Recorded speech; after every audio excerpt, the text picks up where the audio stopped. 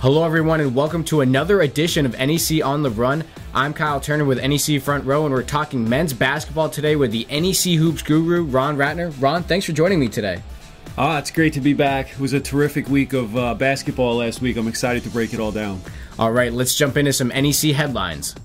All right, we're going to start with our first headline. Ron, the Gull Arena had a lot of exciting action this past weekend. Loretto was the place to be in the NEC men's basketball world last week.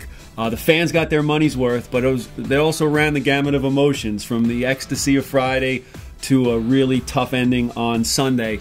Let's start with Friday. Sacred Heart, St. Francis U in a great battle. End of game, Sacred Heart with the ball. Jordan Allen gives the Pioneers the lead late. Great Evan Kelly screen off the out-of-bounds play. Lob from Phil Gaetano. If you remember, Jordan Allen beat Colgate earlier in the year on an inbounds play late in the game as well.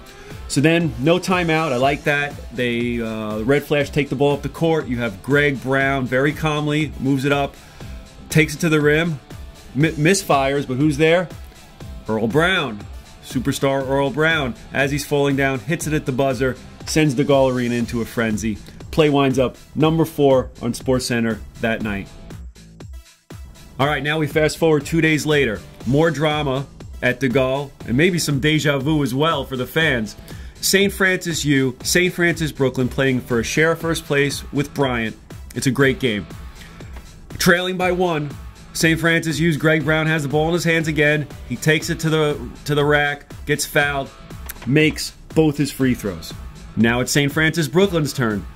Brent Jones has the ball in his hand. He drives it all the way down the court, gets to the baseline, throws up a floater that misses, but Chris Hooper pulls it down, and just before the buzzer, flips it up, score the basket. It was reviewed by the officials. It was initially waved off, reviewed by the officials, called good.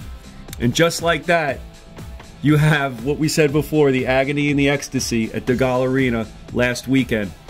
Right now you have Bryant and St. Francis Brooklyn tied for first with 5-1 records, but right behind it 4-2, you have St. Francis U, Robert Morris, and Red Hot Mount St. Mary's. So definitely some exciting action at the Gull Arena this past weekend. Let's shift to the second headline. Bryant does really well in January. They've had this trend going on the past few years. Yeah, the last 3 years, they're a combined 16-2 over the first 3 weeks of the season. 6-0 in 12-13, 5-1 the last 2 seasons. Tim O'Shea has his teams ready for conference play, and this year, he's got, in addition to De'Ami Starks, who's a superstar, he's got 3 other players that can really take this team far. Joe O'Shea is a senior now, and he's taken his game to the next level. Dan Garvin was a fantastic rookie last year, and his progression has made him one of the better big men in the league. But now you have Hunter Ware, a freshman guard out of Georgia. He's averaged over 13 points his last 5 games. He's going to be a really good one, and I think he's going to be one of those guys that could help them as we go down the stretch in the season because they're an upper-tier team.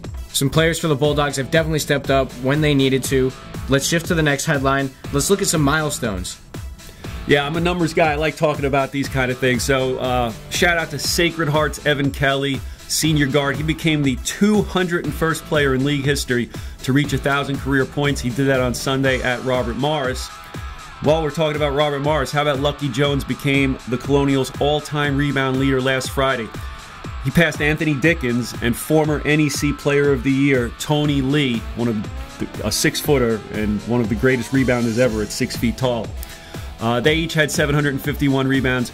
Lucky now has 770, 25th all-time. And I love this quote from Lucky Jones. Right before he got the record, he was quoted as saying, "When I get it, I'm going to crush it. It's not going to be by 1 or 2 rebounds. It's going to be by 150 or more rebounds." There's a guy who wants to put some distance between himself and the next guy who's going to try to steal his mark.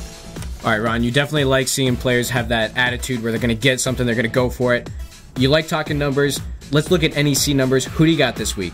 All right, let's talk numbers. How about Wagner's Marcus Burton? The senior guard has been red hot lately. Over his last 5 games, averaging over 26 points a game. Because of that, he is now the NEC's leading scorer, 17.6 points a game. Last week, he had another 30-point performance, 31 against Bryant, 22 in a road win over FDU.